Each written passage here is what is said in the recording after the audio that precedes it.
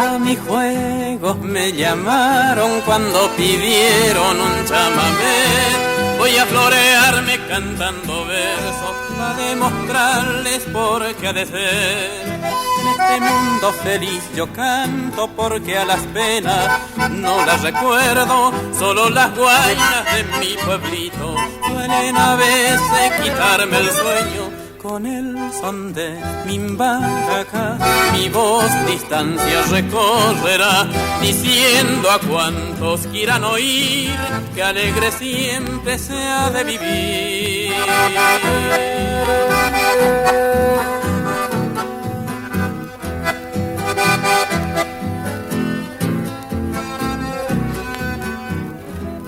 Hilvanar, quiero unos versos para esas guainas de Ayamoité, rubia dorada como trigales, fresca y tan dulce como la miel.